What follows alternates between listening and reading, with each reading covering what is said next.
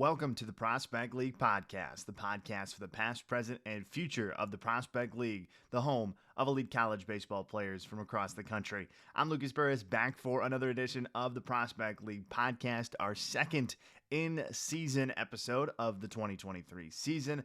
Excited to be back to recap some standings, some look at some leaderboards, and to interview a very exciting guest this week. We will get to all of it.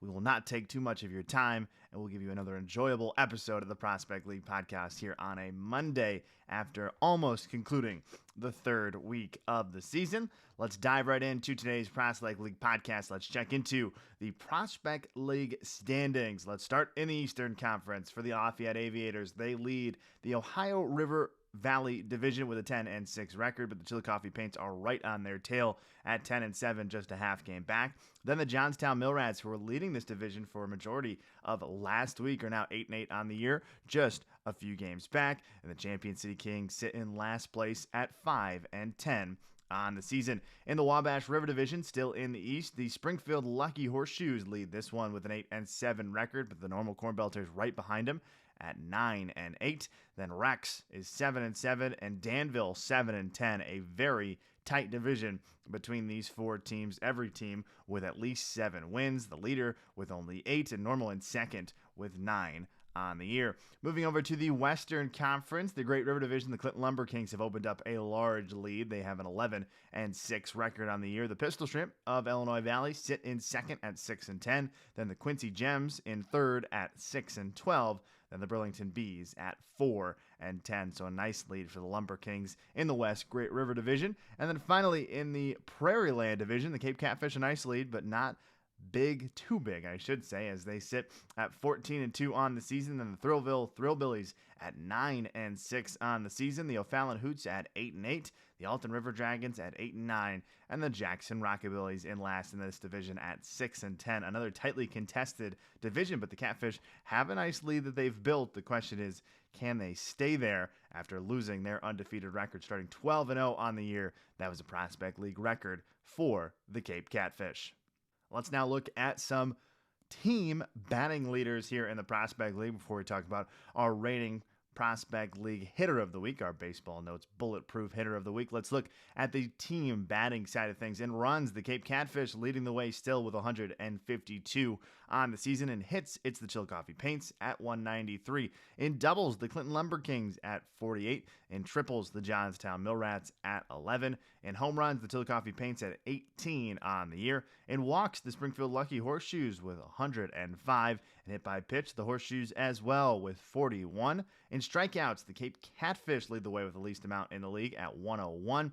In steals, the Clinton Lumber Kings at 60 on the season. In average, it's a tie between the Cape Catfish and the Chillicothe Paints, both teams hitting .333 on the season. And on base percentage, it goes back to the Catfish at .450. And in slugging percentage, the Cape Catfish and the Chillicothe Paints tied again at .492. For some individual batting leaders, Cape still near the top of these leaderboards, but lots of new names coming into here at almost the conclusion of week 3. In runs, Chris Hall leads the way for the Cape Catfish, 27 runs on the season. He also still leading the league in hits at 29, but his gap has become much, much closer than it was last week. In runs batted in, that's Arturo Disla of the Chillicothe Paints, 33 on the season. In doubles, Max Holly for the Clinton Lumber Kings, up to 11 on the year. In triples, we've got 2 players in this league tied at 4, sitting in first place. For home runs, Arturo Disla again for the Chillicothe Paints, 6 home runs now on the season. In walks, that's Sprawling for the Springfield Lucky Horseshoes. He's got 16 on the year. And hit by pitches, we've got 2 players in the league tied at 10. In steals, we've got 2 players in the league tied at 18 on the year. Batting average, we go back to Chris Hall, .492 still on the season. On base percentage, Chris Hall, .610 on base percentage for the season. But slugging percentage, that goes to Arturo Disla of the Paints, .836 slugging percentage so far this season. Our Baseball Notes Bulletproof Hitter of the Week this past week was Brody Chrisman of the Cape Catfish. His week 2 line, a .444 average with 8 hits, 8 runs, 13 RBIs, 3 home runs, and a .1600 OPS. Just fantastic week for Brody Chrisman, being named our second Prospect League Hitter of the Week for Baseball Notes Bulletproof Hitter of the Week. Let's now dive into the pitching side of things. For the team leaders to start, for runs, the Cape Catfish have given up the least amount of runs in the Prospect League so far with 55. In hits, it goes to Rex at 113 hits given up this year. That's the least amount in the league. In walks, the Cape Catfish have only given up 66 this year. And strikeouts, that goes to the Illinois Valley Pistol Shrimp. They've struck out 148 on the mound already. And in ERA, the Cape Catfish 3.37 to lead the Prospect League.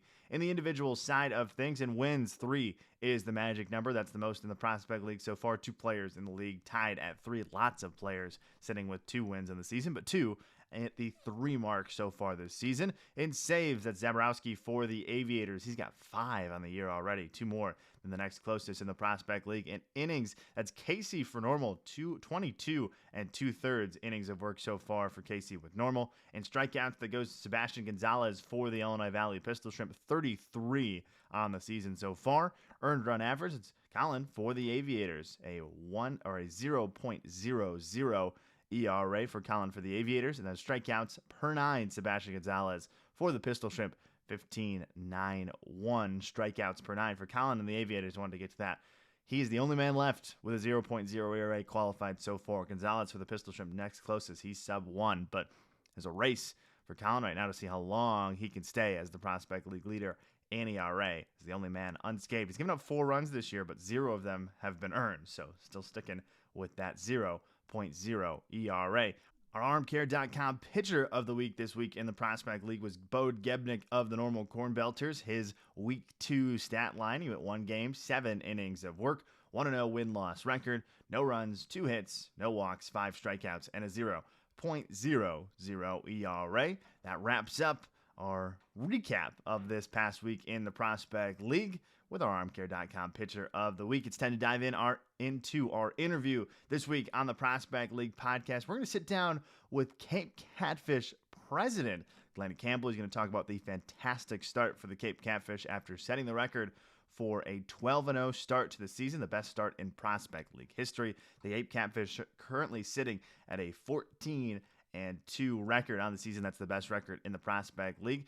Glenn Campbell sat down with me to talk about how much fun he's having so far in the Prospect League. He is honest. He is open. He's going to tell you all the fun thing that's going down for Cape, or for the Catfish down in Cape this season so far. Let's head right to it. Let's head to our interview with Cape Catfish president Glenn Campbell. Glenn Campbell, welcome to the Prospect League podcast. It's good to have you here. Yeah, good to be here, man. It's a Monday morning, man. Ready to roll. Everyone's gonna see this on a Monday too. We're rolling it out day of. Should be exciting. But let's start with the big question, Glenn. It's been a fun start for the Cape Catfish, 14-2 on the season so far. Just been great on the field. A 12-0 start, the best start in Prospect League history. You know, what has gone so well that you've seen for your team this season? Well, it's crazy. You know, you look on paper, Mark Hogan put this team together.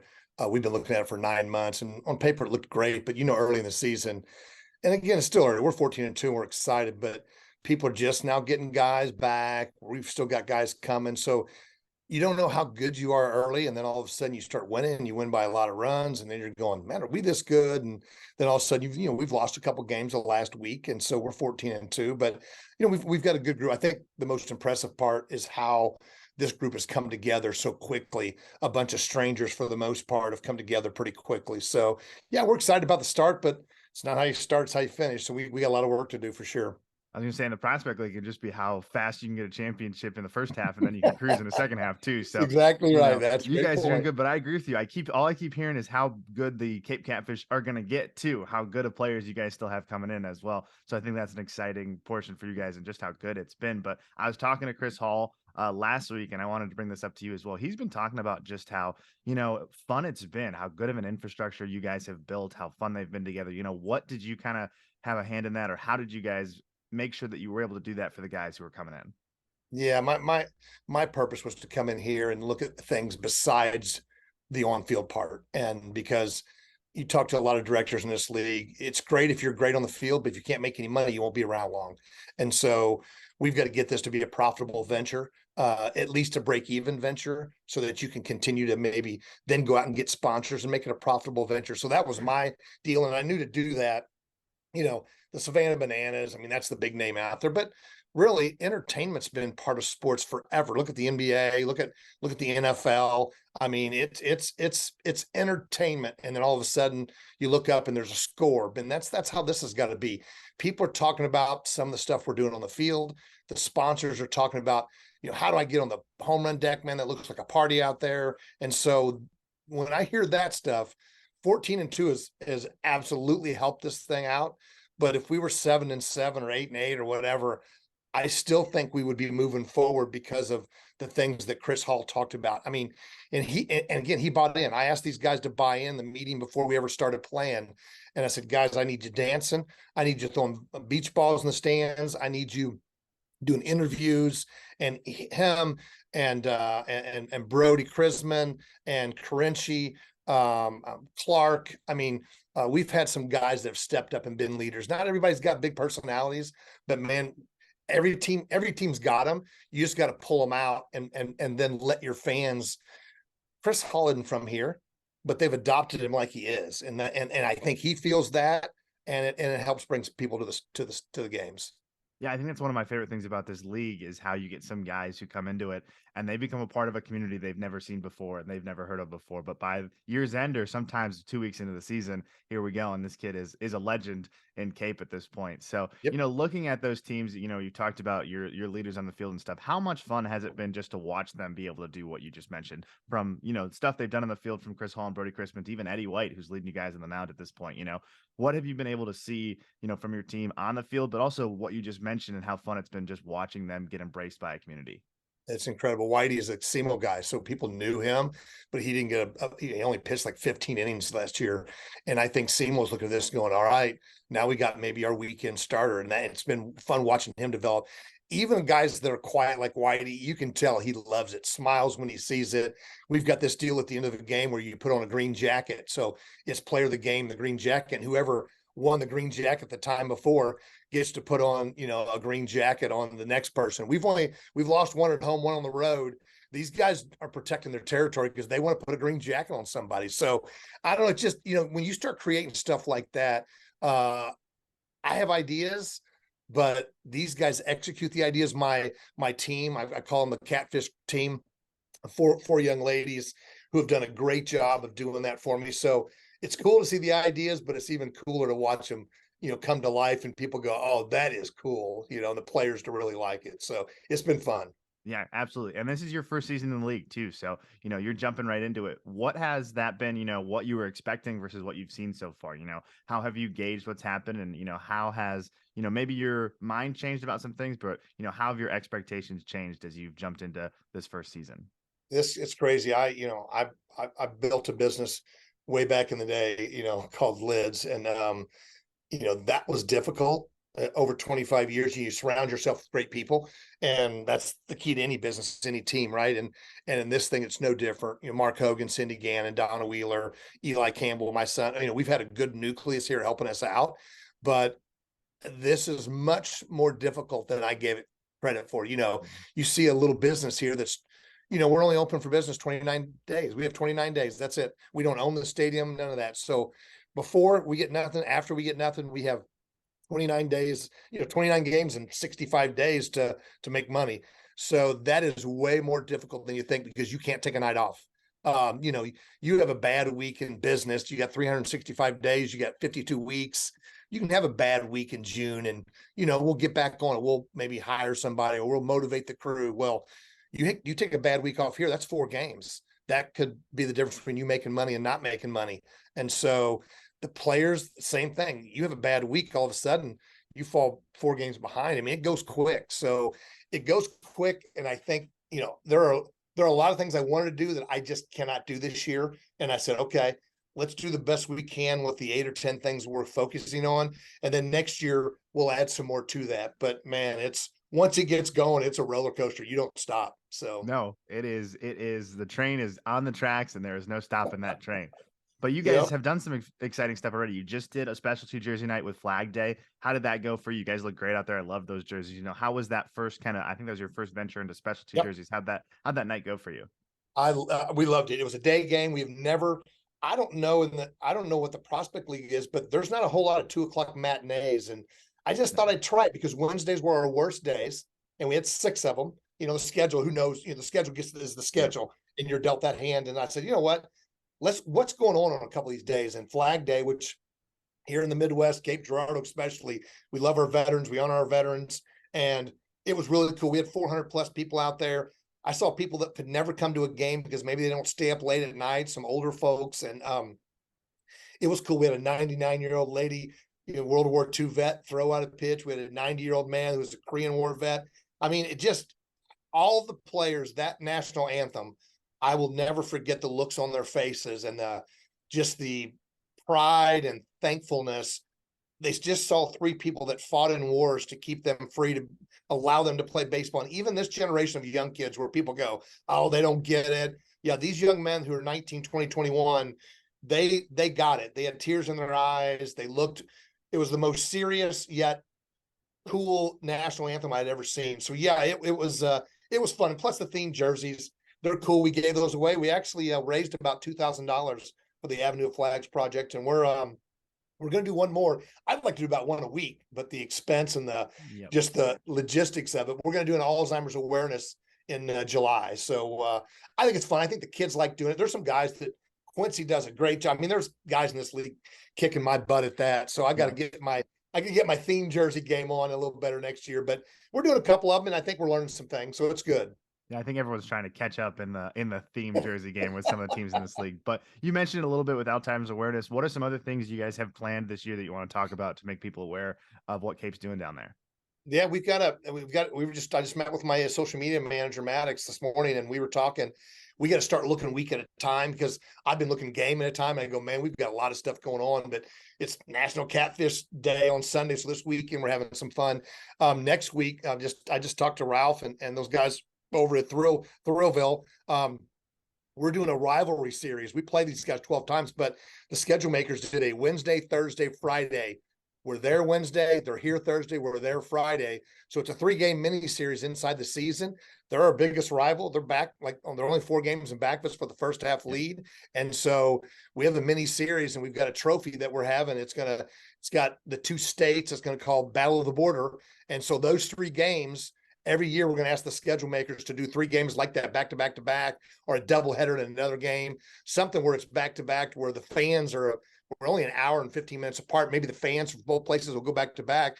And if they win it, we're going to hand them the trophy on the field. If we win it, they'll hand us the trophy. And both newspapers cover both cities, so the news stations cover both. So we're going to try to kind of create a cool little rivalry.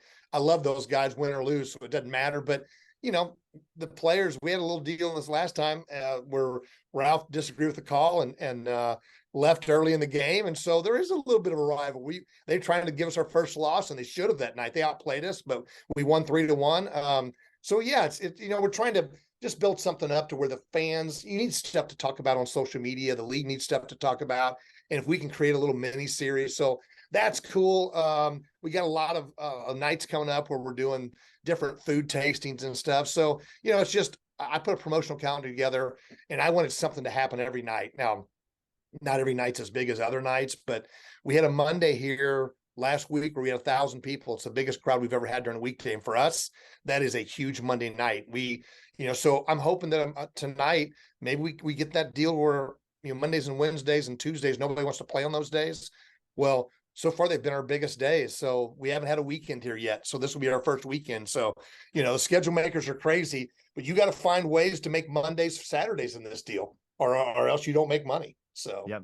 Yeah, every day in this league is the count what we talked about before. But I got one final question for you before I let you wrap it up a little bit. But, we always talk about the love of the game here on the Prospect League podcast, and you're coming back to the game of baseball here. So what drew you back to the Catfish? I love hearing you talk about everything you've been excited to do so far. So where is the game of baseball to you? Why are you back here at the Catfish in the Prospect League? Yeah, I mean, that's a great question. I've always loved this game. It's the only game that I ever played at a decent level, and I wasn't a great player, but I was one of those little gritty dirt bags that used to call them. And I'd let the ball hit me in the chin, and I'd throw a guy out, and I'd bunt for a hit, and I was that kind of guy, and I loved the game. And I'd go to Cardinal games. I'm Scott Rowland's a friend of mine. I've done some stuff with his charity. Ollie Marmol, the current manager, is a guy I call a friend, and so I've been around the game, and with Lids, I was always around sports. And so I don't know, man, I'm semi-retired. I've got a place at the lake, so I enjoy that. And all of a sudden I get talked into coming back and doing something. But I think, the question is what drew me back? Just the love for the game, man. It's, to give back to young kids like this who, people don't understand how important this summer league is for some of these kids.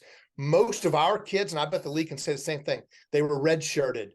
They had an injury. They didn't get playing time they thought they would. They got beat out for a spot, and they're trying to go back to Florida State, to Arkansas, to Belmont, to wherever. And with this portal, man, what these guys do right now is important. We got 6 or 8 guys in the portal right now, or guys that aren't getting any scholarship that are going, man, I'm going to show my coach that, I deserve some scholarship money. So, we're looking at the entertainment side. We want to make money, but on the field side, it's about developing these players, and wins and losses.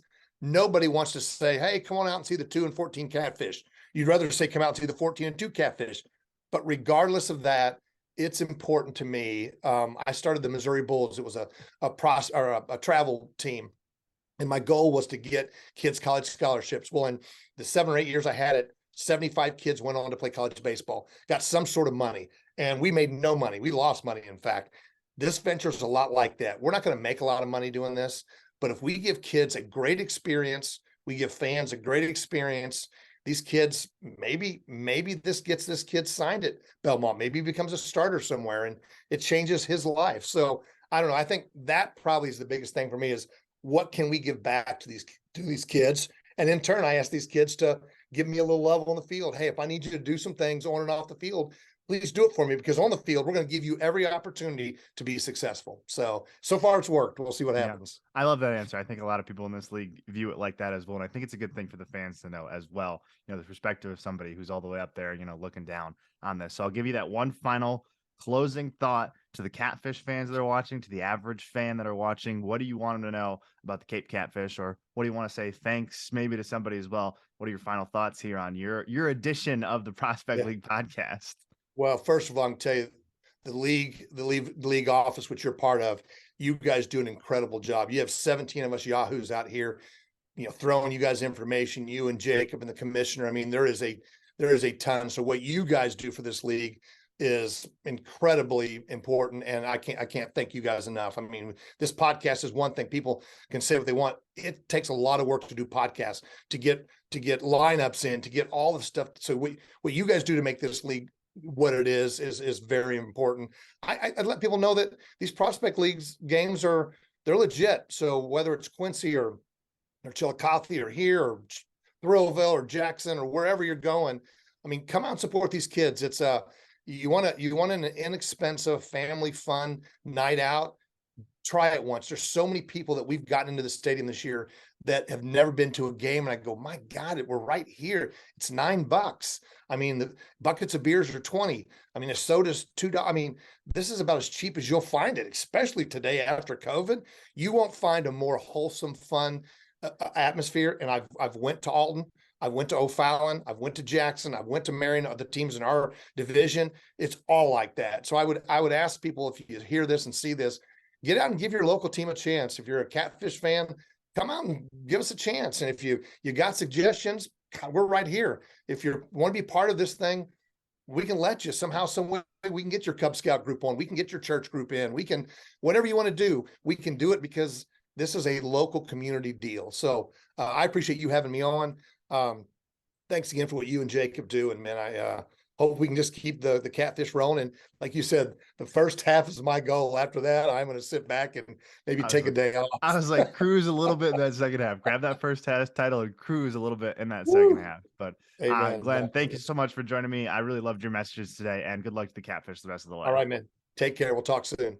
A big thank you again to Cape Catfish President Glenn Campbell for joining me on the Prospect League podcast. I really enjoyed that interview with Glenn and all the exciting things they're doing down there with Cape this season. Before we wrap up this episode of the Prospect League podcast, let's dive into, like we always do, 3 things you need to know about the Prospect League right now. The College World Series kicked off this past weekend, with 4 Prospect League alumni competing across the 3 of 8 teams in the College World Series. All 3 teams are still alive, but there's action happening today as Tennessee and 2021 Johnstown Millrat Christian Scott will be facing off against Stanford in an elimination game today at 2 p.m. Eastern. So check that out and see if a Prospect League alumni can stay alive in the College World Series. We've also got LSU and Oral Roberts with Prospect League alumni as well. For more information on all of our players in this year's tournament, head to prospectleague.com. Tomorrow we will have the fourth edition of the 2023 season free game of the week on Prospect League TV,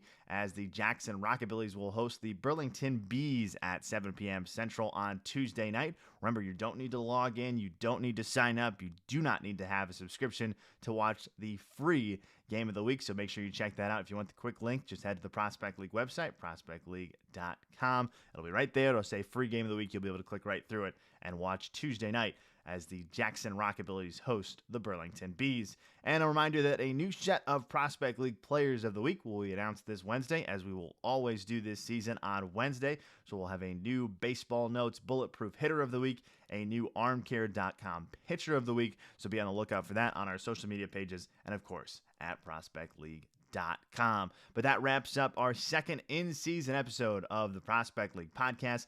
Thanks to Glenn Campbell for joining me for this edition. Congrats to the Cape Catfish on their 14-2 start, and the race is on. Next week, we're going to be diving right into how serious some of these divisional races are. We're not there yet, but the first half of the first half has already concluded. We're 15 games in already, and we only play 30 in the first half. We'll talk about it next week, but it's been exciting first 3 weeks of the Prospect League season. Thanks for joining me on another edition of the Prospect League podcast. Until next time, it's Lucas Burris signing off on the Prospect League podcast.